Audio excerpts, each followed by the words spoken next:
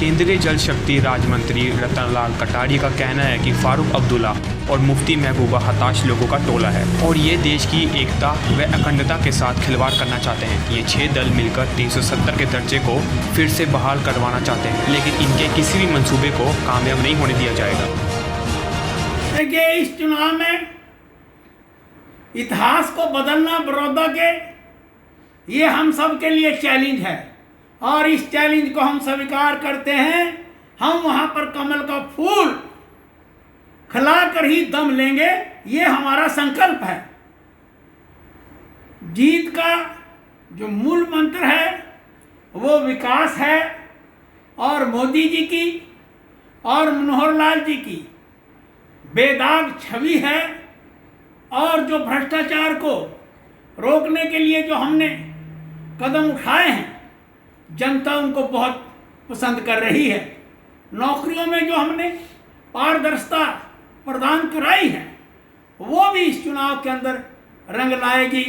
सब लोग ये कह रहे हैं कि मनोहर लाल जी के शासनकाल में हरियाणा का चहुमुखी विकास हुआ है और ऊपर से मोदी जी दिन रात एक के बाद रिफॉर्म्स लाकर हिंदुस्तान के, चाहे किसान हो, चाहे दलित हो, चाहे महिलाएं हो, चाहे मजदूर हो, चाहे इंडस्ट्री हो, चाहे स्मॉल स्केल इंडस्ट्री के लोग हों, सबको बहुत बड़ी राहतें प्रदान करके इस देश की अर्थव्यवस्था को आगे बढ़ाने का काम कर रहे हैं। ये भारत सरकार भी गाइडलाइन और एडवाइजरी जारी कर रही है कि लोग पराली को ना जलाएं। पराली के जो फायदे हैं उनको हम किसानों को गिनवा रहे हैं, लेकिन फिर भी कहीं कहीं पर शिकायतें आ रही हैं पराली जलाने की, जिसके कारण केवल मात्र 4% प्रदूषण जो है वो होता है। बाकी का जो 96% प्रदूषण है वो तो डस्ट से होता है, कंस्ट्रक्शन के जो काम चलते हैं उनसे होता है और जो जलवायु परिवर्तन हो रहा है जिसके परिणाम स्वरूप हवा के अंदर जो चेंजेस आ रही हैं उनके कारण होता है। और जो अभी कोरोना की महामारी से निपटने के लिए जो दवाइयाँ दी जा रही हैं, जो इंजेक्शन लगाए जा रहे हैं, वो जो ई मेडिकल का जो कचरा है उसके भी प्रबंधन की आज बहुत ज़बरदस्त ज़रूरत है, नहीं तो कहीं ना कहीं वो भी प्रदूषण का कारण बन सकता है। देखिए, अब की बार बड़ौदा के उपचुनाव में भारतीय जनता पार्टी बहुत बड़े मार्जिन से जीतने वाली है और भारतीय जनता पार्टी ने अपने आजमाए हुए कार्यकर्ता, जिनको हमने पिछली बार चुनाव लड़ाया, योगेश्वर दत्त जी को मैदान में उतारा है, अंतर्राष्ट्रीय खिलाड़ी हैं और हम भी चुनाव प्रचार के अंदर जा रहे हैं। और जो हमने वहाँ पर 650 करोड़ रुपए के काम करवाए हैं, जो वहाँ पर जो हमने कई कॉलेजेस दिए हैं, IIMT दी है और भी कहीं वहाँ पर संस्थान हमने पिछले सालों में खोले हैं और आगे भी हमने इस बात का बीड़ा उठाया है कि हम बड़ौदा का विकास करेंगे और उस दृष्टि से हम जीत कर ये सीट दोबारा से बड़ौदा के गौरव को वापस कराएंगे। खत्म होगा, अब कई दल इकट्ठे हो गए, तो इसको मतलब क्या करना चाहिए, क्या रहेगा अपना बीजेपी की तरफ से? देखिए, ये फारूक अब्दुल्ला, ये मुफ्ती महबूबा, ये सारे एक हताश लोगों का टोला है जो भारत की एकता और अखंडता के साथ खिलवाड़ करना चाहते हैं। और अब ये 6 दल मिलकर गुपकार समझौते के नाम से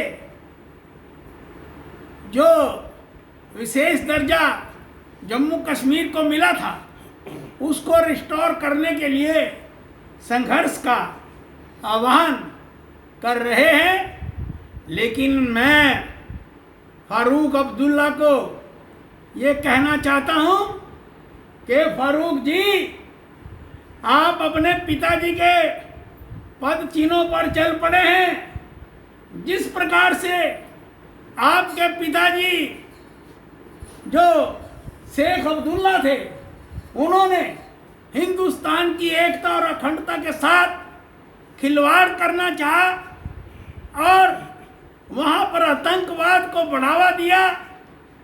आपके मंसूबों को अब हम किसी भी कीमत पर कामयाब नहीं होने देंगे।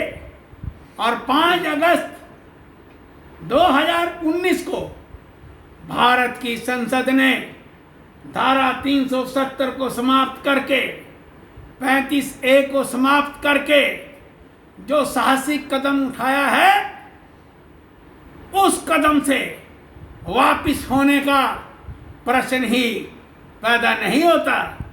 और फारूक जी, अब आप कभी पाकिस्तान की बोली बोलते हैं, अब चीन की बोली बोलने लगे, और जो पड़ोसी देश भारत से शत्रुता रखते हैं, जो अपनी इंपीरियलिज्म पॉलिसी के अंतर्गत भारत की जमीन को हड़प करना चाहते हैं, आप उनकी मदद से धारा 370 को रिस्टोर करना चाहते हैं। मैं आपको आगाह करना चाहता हूं कि हिंदुस्तान की जनता जम्मू कश्मीर के लिए पिछले 70 वर्षों से संघर्ष कर रही है और करती रहेगी। अब वहाँ पर नॉर्मलसी आई है, सारी संस्थाएं ठीक काम करने लगी हैं, जम्मू कश्मीर के लोगों का विकास होने लगा है। अगर आपने और महबूबा ने उसके बीच में कोई रोड़ा अटकाने की कोशिश की तो देश किसी भी कीमत पर इन सारी चीज़ों को बर्दाश्त नहीं करेगा। मैं आपको ये चेतावनी देना चाहता हूँ कि हमने जो भी कदम उठाए हैं वो संविधान के अंतर्गत उठाए हैं। बाबा साहब डॉक्टर भीमराव अंबेडकर भी नहीं चाहते थे कि ये धारा 370 भारत के संविधान में हो। पंडित नेहरू भी कह रहे थे कि ये धारा घिसते घिसते स्वयं घिस जाएगी और समाप्त हो जाएगी। उन्होंने तो 70 साल में समाप्त नहीं की, हमने इसको समाप्त करने का साहस उठाया है। और भारत के प्रधानमंत्री नरेंद्र मोदी ने एक के बाद एक ऐसे कदम उठाए हैं जिससे हिंदुस्तान सारी दुनिया का सिरमौर राष्ट्र बनने की ओर अग्रसर हो रहा है। इसलिए अब्दुल्ला जी, मुफ्ती महबूबा जी, होश में आओ और भारत की जनता से मत टकराओ।